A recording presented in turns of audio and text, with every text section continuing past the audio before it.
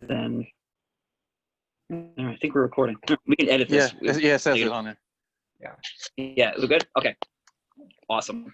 All right, so I have a bunch of questions. I know Mike has a bunch of questions, and I mean, chances are I know some of the answers to some of the questions that we're going to ask, but pretend like we don't, so that you know, and we can have like a real conversation.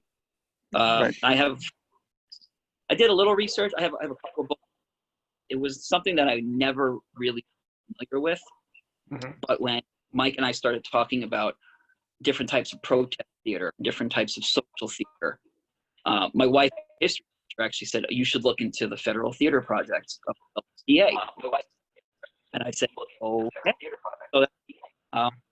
So I looked into it and I discovered it, and I discovered Hallie Flanagan and the work that she was doing, and I started looking into it, and that was since we both, Mike and I, didn't know much about it, it seemed like the perfect thing for us to want to explore and to learn about, and ultimately culminating, hopefully, with guidance once we're allowed to go out, some kind of performance of a Federal Theater Project play, even something that is current and contemporary, that's inspired by the Theater Project. Yeah. So yeah. All right. So. Okay. Okay.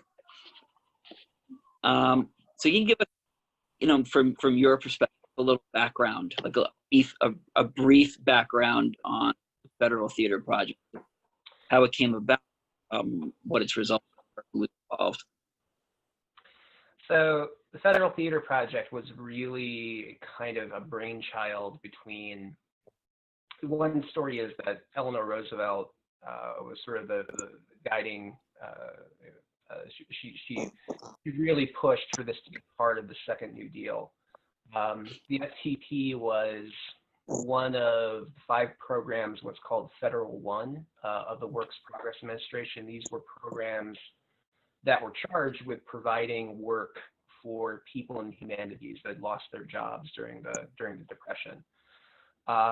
Theater was in a really bad spot in the 1930s, in part because throughout the 1920s, with the exception of Broadway, theaters were closing across the United States, and because you're losing a lot of competition, you're losing so much of your market to film. If you want to go spend a nickel, you can go see 5 films rather than spending $5 to go to a show. So you had something like, I think I've read 40% unemployment in theater workers and with the onset of the Depression. Hallie Flanagan was tasked with running the FTP. She had come from Vassar, and she was really instrumental in agitprop in the 1920s, and so she wrote a lot of plays, and she had this philosophy of theater, that theater should be in your face. It should be dealing with contemporary issues. It should be, I've said to students, it's like Law and Order. Like, she was really interested in ripping ideas from the headlines and crafting theater that would be in that kind of Soviet style of very confrontational to the audience. The problem, one of the things with the FTP is it's a program of conflicts. So you have its head is somebody that wants theater to be confrontational, wants to be in the now. She doesn't want to stage old Broadway standards. She doesn't want to stage summer stock theater with the FTP. You have the employees tend to be from professional theater troupes. And so for them, but we want to give the audience what they want. They don't want, they want to view theater as escape. They want to view theater as something that's antagonistic. And so throughout the program's history, there's quite a conflict between Hallie Flanagan and her workers. And there's some really fascinating dynamics that occur with that. So you might have a play that outwardly Well, we can talk about that more, but there's some, on the one hand, you have theater that's very leftist, and then you have theater that's very conservative, under the same umbrella of the same organization. And that's ultimately what kind of leads to the downfall of the FTP. It's the leftist theater that gets notoriety, and that's what gets the FTP in trouble with a Republican Congress post 1938, where they start the HUAC, and they start to see, oh, you're doing this play called Power, which is advocating for, I think, government control of industry, or AAA plowed under. These are pretty leftist in their makeup, and so you're just harboring communists, which is Is there a reason, do you think, why one kind of won over the other? You said there was like the left side and the right side. Just in your opinion, I mean. I think it was partly because that's the stuff that Hallie Flanagan really promoted. I see. So when she would give interviews, sometimes she would say, like, look at this dynamic theater that we're doing in New York. And it was hard not to, I mean, theater still was, I mean, as an art, tends to be full of people that will align with the leftist, the left side of the political spectrum. Right. So, yeah, I mean, and those are her pet projects. I mean, that's what she advocated. That's what she, when, again, interviews, she would say, this play, right? This living newspaper play. This is what we want the Federal Theater Project to be doing. Or she would promote things like Orson Welles' all African American production of Macbeth, or their production of It Can't Happen Here. A lot of the plays I write about tend to be the comedies that she would never write about, never talk about, and those were some of the most popular ones with audiences. So I think because of that, you have the head of the program promoting these certain plays. They gain the notoriety in the press. I mean, you're not going to get much headline from a 1920s comedy that's popular with audiences. You're going to get headlines with, here is this pretty leftist play being performed by a federal agency that's subverting, norms of democracy, and making us all reds, in essence. Right. Yeah, so that's why. I mean, and a lot of people have criticized Flanagan for doing that. But I know I understand it, right? I mean, that's what she wanted. But at the same time, I think it was understanding the political situation at the time. She should have been more politically savvy, maybe, I guess. Gotcha. Yeah. So do you think that because of decisions, that's maybe why the theater project, I mean, I don't know if this is true. I just, a few months ago, do you think that perhaps her controversial views and are why it lost time, or not more prominently discussed as a theatrical movement? I think that's, in theater circles, I mean, it's, for me, like, when I first started researching this, I had a little notion of what it was. And in theater circles, certainly for generations, she was upheld as a hero, as somebody that she was called to testify before HUAC, or like the pre-HUAC, like 1939, 1940. But she just eviscerated the senators that were interviewing her. Just beautiful defense of theater. I think part of that legacy kind of stayed with discussions of art, government-funded art projects for years. But I think as well, there was always a sense, at least in the things I've read, is the sense that, it was, if she would have been, if the Federal Theater Project would have been run differently or organized differently, it might have lasted longer. It was kind of from the beginning. I mean, you have, again, Flanagan is agitprop. she's avant-garde theater. You have the employees are Broadway trained actors. You have a bunch of theaters set up across the country where they say, the FTP says, put on the plays you want. So you're gonna stage the plays that are more commercially viable. Mm-hmm. And so it's just like this series of conflicts that keep happening. There are points where the FTP says, we're going to approve all the plays that we are staging across the country.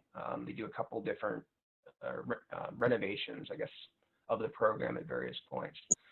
I think as well of the arts projects. I mean, you have one project, the Federal Writers Project, in which you have the writers making travel guides.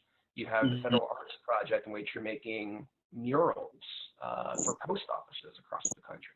Those are tangible, I think, to people. And so, in some ways as well, I think maybe the FTP was doomed from the start, that you weren't necessarily going to get a lot of Americans saying theater is something that we view as expending tax dollars on. And that was the other thing. You could have staged plays that were totally politically neutral. But there's that old American attitude toward theater that goes back to the Puritans. This is not something that's work. This is not something that we value, even though theater has been popular in the United States for hundreds of years. So I think, I think you could have had like the most politically savvy person in the world and the most banal productions possible. I think that it would have been, it was an easy mark, I think, for a lot of critics of the New Deal. This is an excess. That's something we don't need. What kind of budget was allotted for it? If there were so many critics in the government for it, like it was a criticism because of the way that the money was being spent? There was some criticism of how the FTP was spending its money. If you look at how much money was actually doled out to the FTP, I forget the percentage, but it's incredibly micro. It was one. I can look and get you those numbers off the top of my head. It was a minuscule budget. Compared to especially compared to other New Deal projects like the Works Progress Administration or the Public Works Administration, things like that, that are extraordinary amounts of capital being spent. So it was minuscule. If even after, I wish I remember. Numbers I'm bad with. Oh, it's okay. Yeah. But even after 1937, after the Roosevelt recession, where there's when Roosevelt decides to kind of tighten the federal budget, the FTP's, I think its budget slashed by a third, even the second year of its existence. So it never had a huge amount of budget. Wow. So after its initial budget got cut down again. Yeah. Wow. Yeah. So they were, and they had to close theaters. One of their most successful was in Nebraska, the Omaha Federal Theater Project, which had been staging these really popular plays, and they're the first gut of casualties. And so then and I think that adds something else to the criticism of the FTP, where initially they're setting up theaters in Nebraska, in Nevada, in Arizona, in North Carolina. And as their budgets cut, they start shrinking to the most popular theaters. Those are going to be in the biggest cities. Chicago, New York, Los Angeles, Philadelphia. And that kind of adds a sort of, I think, a national hostility to the FTP it's not national anymore, it's regional, and it's, when you think of theater, you think New York, you think Chicago. You don't think necessarily Moline, Illinois. And nothing against, but like it adds to that sense of this is an urban project. It's not a national project. Gotcha. How did the unemployed theater artists? I'm assuming that there were actors and any members of crew and tech creative side. Mhm. How did it give them work? How did they make money doing this? So And you would, were they able to be sustained? what's that? Could they make a living doing this? You know, some people were able to really get, I mean, the idea behind a lot of this work was temporary work. Okay. So it wasn't something that, I mean, from a philosophical perspective, from Franklin Roosevelt on down, you give people work enough until you can restore their sense of confidence, Mm. and then you hope that they're able to find something more permanent. Typically, you would be hired by a theater attached to the FTP, and you would work through the season cycle. So here in Milwaukee, I think the FTP for about a year. You would be hired primarily, especially if you're backstage. I think you were hired for the entire run. Actors could be more touch and go depending on like what you were staging at various points. So if you were staging an opera, which they did stage, you would have to hire operatic singers, and I think they would be contracted for the run of that performance. Some, like the Chicago Federal Theaters, they tend to have a more stable hiring practice, or not, like, more stable contracts, because they were staging plays that you could get like a more diverse troupe of actors instead of specialized actors for the most part. So it varied across the board. Could people live off the salary? Yeah. I mean, it wasn't as though they were making $150,000 a year. I mean, it was enough to get by for the most part. But even then, still a lot of actors and workers struggled. It wasn't, yeah. This might be a silly question, but have you seen anything that's kind of an equivalent to that, or a modern equivalent, or do you think something like that could even happen again? You could just say no. Long answer no, short answer no. Okay. Middle answer maybe. I mean, there have been, I can't really think. There's still some national theaters in Europe that operate very similarly to how the project sort of worked. They all come out of the same rough time period. National theater in Ireland, in England, in France. They're all like, the FTP is slightly modeled on those in the early 20th century. But they're far more established, and you could almost say they're almost commercial theaters at this point. Right. Could it happen again? If you would have asked me a year ago, I would have said no. I'm still skeptical of that. But I mean, we're seeing in Germany that a lot of it's going to depend on what happens next 4 or 5 years. How bad the economic recession is. You're seeing in Germany, this idea of paying artists directly. It might be that at some point there's like a local or maybe a national interest in trying this again, because theater is like the other arts right now is really suffering. Right. Yeah. And Broadway. Yeah, I mean, the difference between now and the 30s is we have a kind of social security system, social welfare system in place. So there might not be as desperate, or maybe not desperate. There may not be as much of an urge to establish like a national theater in the United States. But I don't know. I think it could happen. I don't know if there's the political capital or the political will right now, but I don't know. Maybe in a couple of years there might be another stimulus package that comes down the pike and saying, let's try this again. And I would be glad to lead the program in all capacity. So okay. It's on the record now, by the way. It's on the record. It's on the record. Yeah. Right. Yeah. Paul, can you tell us a little bit about like your specialty in the what got you into the FTP? What particular areas of it, like you're a specialist in, and why you study it? So I got into it by accident.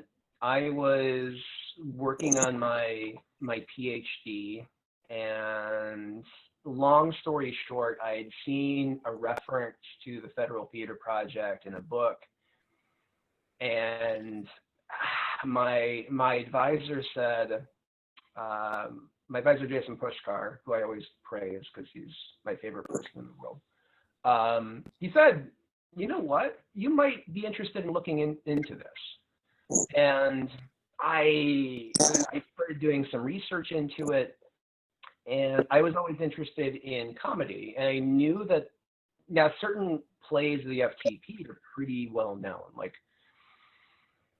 Orson Welles' Macbeth, right? It's been written about dozens of times. A lot of the living newspaper plays that Hallie Flanagan promoted, they've been written about. And there are a few others, but no one's really written about the comedies.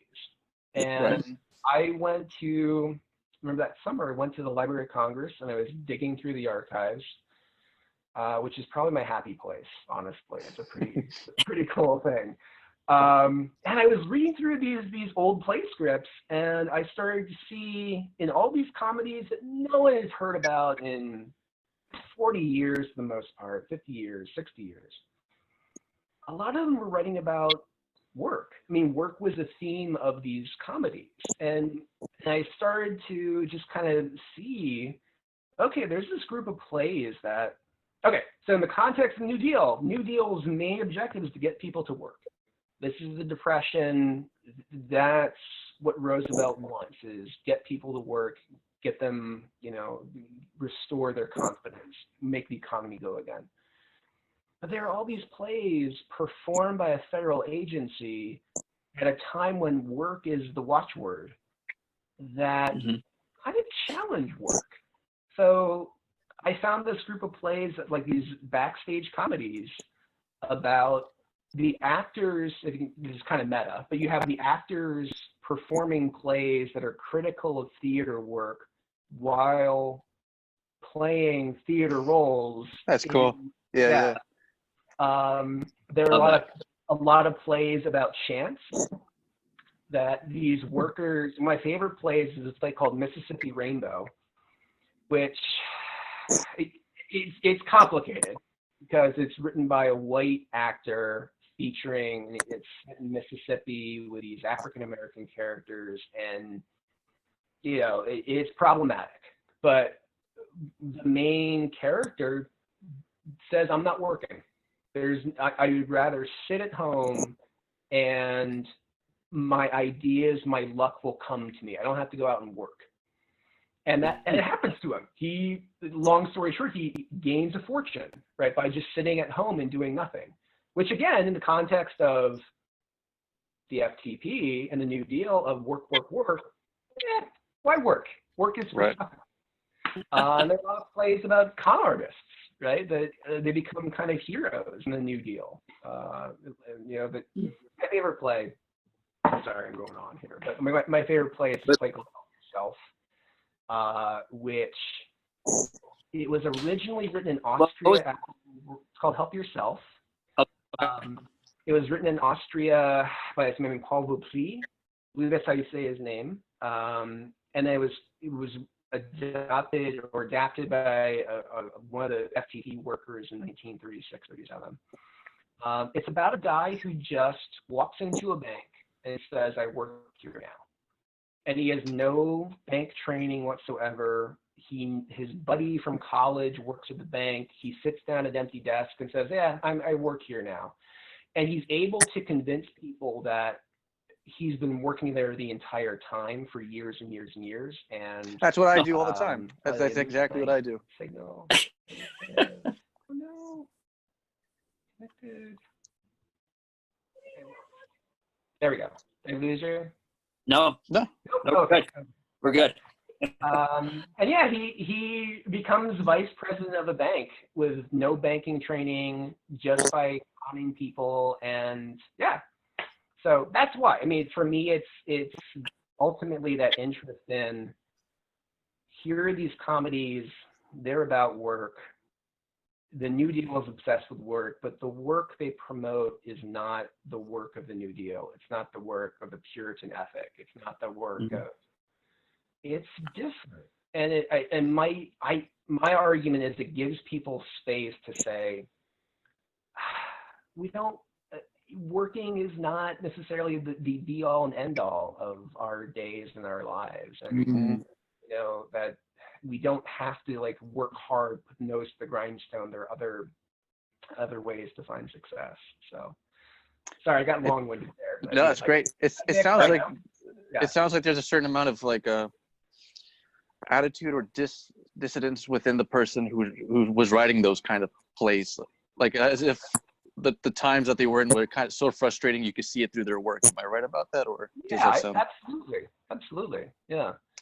And then to me, a dissonance between the audience, right? That you know, is the audience in on this joke, or I mean, you know, yeah, I think it's appealing to a lot of audiences too, right? To say, look, you know, we're seeing it now, right, where people are angry about the failings in the institutions that we're seeing in the United States. And they, on the one hand, like hearing that everything's going to be okay and institutions are going to be fine. On the other hand, it's maybe they shouldn't be. Maybe we should, you know, completely change the system. Yeah. Guy, you want to think of like the least popular person in the United States in the 30s is a banker. And so you have here's a character outsmarting people at a bank. And on the one hand, that's therapeutic. On the other hand, absolutely, maybe the institution hasn't changed that much. This still could possibly happen. I mean, it's comedy and it's farce and it's fantasy, but I think it taps into some aspect of audience's psyche that I think resonates. Right. So if you had to pick a play from the FTP that would be most relevant today, or that would resonate the most modern audience, can you think of a couple that would perhaps be... Ooh. Just say it's the operas, right? It's definitely the operas. It's totally the operas. Totally the operas. There are a bunch, and I can probably we'll end this and I'll think of like 10 more afterwards, which is fine.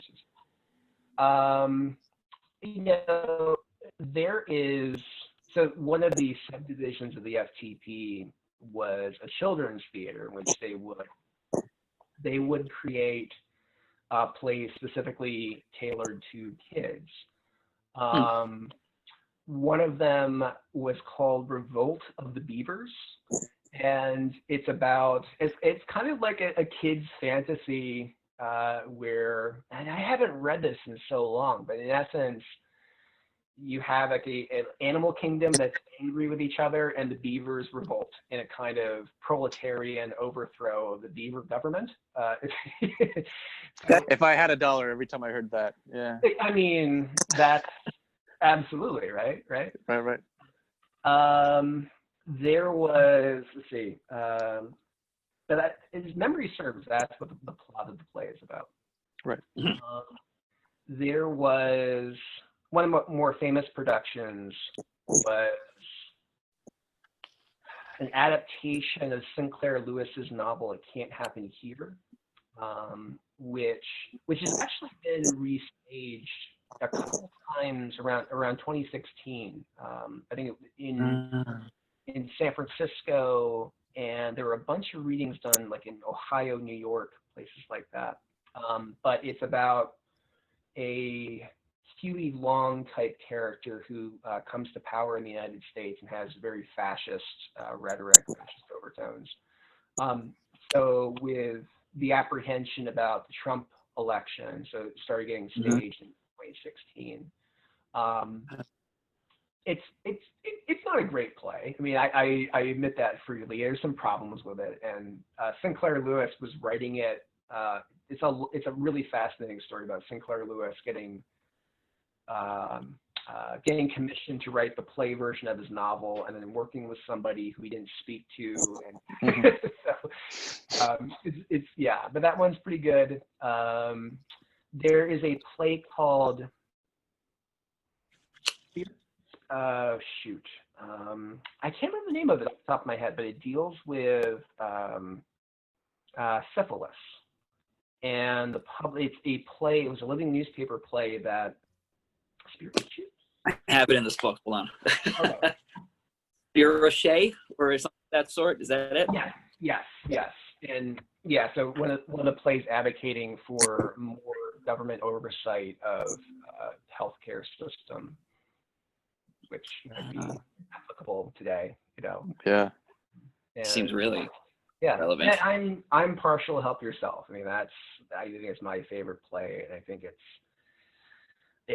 the banking industry, every few years does something that makes us say, okay, this is in need of reform, and we probably should reform it in some capacity. But those are four off the top of my head. I think would be. It's really kind of eerie how similar, like, some of those things you're talking about feel right now. Not exactly, I mean, it's so bizarre. So. Yeah, history repeats itself. And, yeah. It was weird on a personal side. I was actually teaching a class this semester. I'm teaching a class this semester, and the week we were doing readings on the Great Depression, we have discussion about another depression, and it was weird. But yeah, it's these questions about how do we address economic calamity, and what's the role of art, and how do we reflect that in our art? And, but to me, the sad thing is it happens every few years.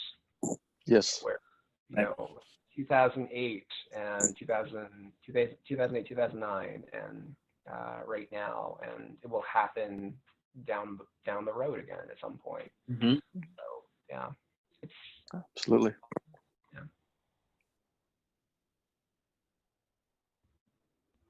Like, is that a picture from? Of the four that you mentioned. What's that? Is that a picture from behind you? Is that from?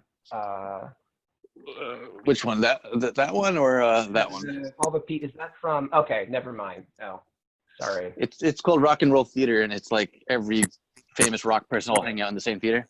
I thought it was the picture from The Shining for a second. What is it? I can see that now. Yeah, yes, I can see it. I can see where. You got that hanging. Yeah. It's in my bathroom right now. Yeah. I mean, don't we all have an axe under our beds? I thought that's a thing. I mean, yeah. Who hasn't seen now every time I see this poster, I'm gonna think of The Shining. See, I'm sorry. Yeah, I can't. Yeah. It's okay. I love The Shining. That's funny. I just watched it a couple weeks ago. So. Yeah.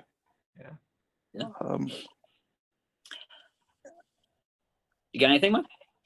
I was thinking of well, it just feels like right now with this, we're turning to art and TV and art, almost like the new kind of version of what theater is. If you watch something on Netflix, it's a drama in a way. You're watching some sort of story to kind of take you out, and there's always the old argument of, is theater supposed to escape, or is it supposed to kind of address the times?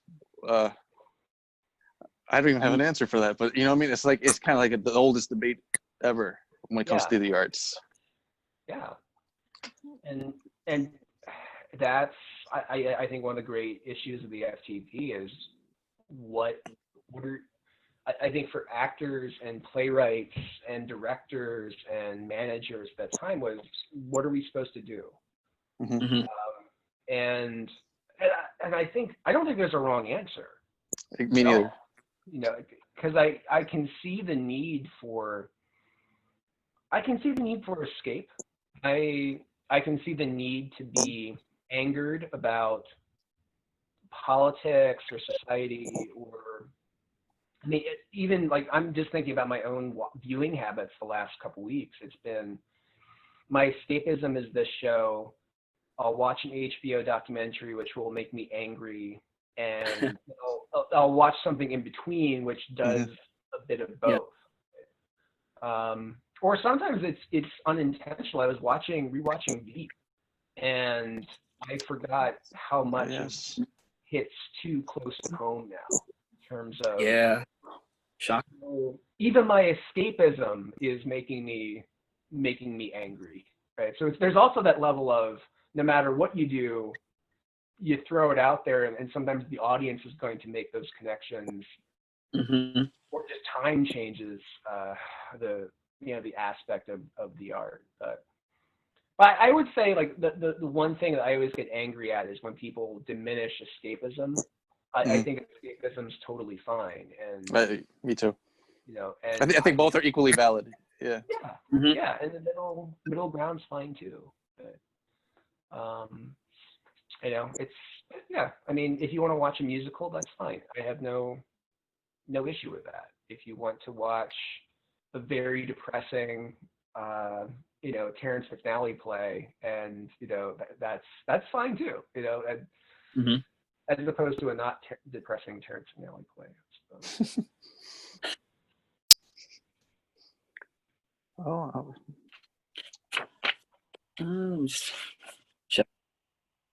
We got a lot covered. Which one of those plays do you think is most is easiest, most accessible to produce of the four that you mentioned? Bucks. I would say probably. I mean, kids plays would probably be the easiest to produce. I would think. Like you don't have to. I'm just saying from like a setting perspective, like you don't need a complicated set. You don't need. You don't need that many actors. I don't believe. I think it can't happen here. Probably would be one of the more complicated ones to stage, especially based off the one that was the revival in Berkeley in 2016. I think they went pretty extravagant with their set design, their actors. But yeah, and but the living newspaper plays were typically pretty easy to stage too, because you had minimal sets. They would often project like newspaper clippings of that's where the rip from the headlines motif kind of comes into play. So that would be kind of easy to do too. And I think they typically had very few actors on stage. Also, like I think as well goes to kind of the legacy of the FTP. I mean, people don't think of the comedies, which is fine, but they think of those progressive agitprop Soviet montage based style plays. And the living newspaper was a product of the FTP, right? They basically created that. Yes. Yeah. I mean, there are certain plays, like Flanagan wrote a couple plays. Well, she was at Harvard, I think, or Vassar. One's called "Can You Hear Their Voices?" It's basically a living newspaper play. And but when you think of living, like if you Google living newspaper plays, FTP is synonymous with them. So sort of like. Was there any kind of commercial stuff living newspaper? Say again? Was there any kind of commercial the living newspaper play?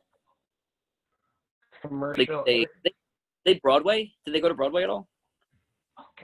They wouldn't have gone to Broadway. There would have been kind of, I guess, off Broadway. I guess they were at some major theaters in New York, but I don't believe they were ever on Broadway proper. I'd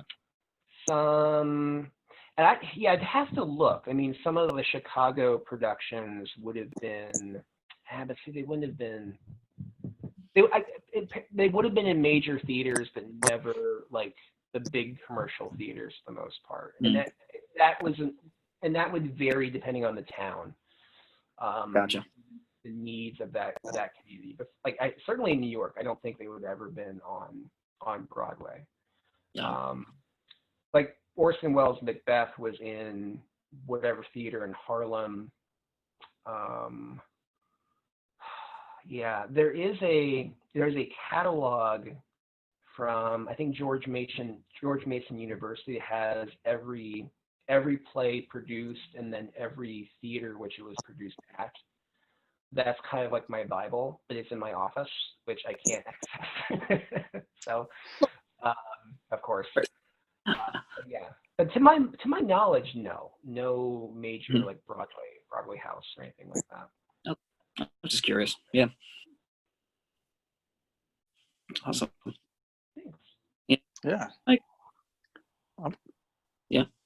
Good. Cool. All right. Yeah. Cool, man. Thank you. That was really cool. I like learning about that. That was exciting. Yeah, I appreciate that. This is absolutely a blast for me too. So. Yeah. Oh, good. Good. Yeah. I'm glad. I like talking to people who are passionate and knowledgeable about things. You know, I like learning stuff, and so does Mike, and that's what we're those two. So, Yeah. very. All right. Well, I'm gonna look into those plays that you suggested. Okay. If you have any information, copyright and things like that, I know we're not like nobody's in a place right now to go produce a play, but Right. in the future when we can, I think it would be really cool to try to bring one of those to life and like film the process before and Yes. just show that. Yeah, no, I as far as I know, they are public domain. I think there might be a couple that are still under, if they're being performed else, because some of the plays became copyright of the FTP and then became public domain, as I understand it. Like, Okay. there were also a bunch of like Eugene O'Neill plays that were produced by the FTP that definitely I don't think are fair trade at this point. Probably is except the very Yeah. most of his stuff's protected. Yeah. So, but I think there's still plenty that are now. I think even the Sinclair Lewis plays, the one that he wrote, is now fair use because he gave his right to the FTP. So yeah, I know people that can answer that a lot more effectively. Thanks. Than I can. Yeah, that would be cool. And that opens up a whole world of possibilities to look into. Yeah, absolutely. Yeah. Yeah. Very awesome. All right. Mike, you got anything else you want to add? Or? No, I'm good. That was awesome. I really enjoyed that. Yeah. Oh, thanks Yeah. so much. Thank you. Pleasure. And yeah, keep me in the loop. Absolutely. With that, you were great, man. So much. It's nice meeting you, and we'll do this again. Yes, Absolutely. Yeah, I look forward to it. All right, stay safe, please. You too. Stay safe. Yeah. You too, Paul. All right, bye. Bye. Stop the recording.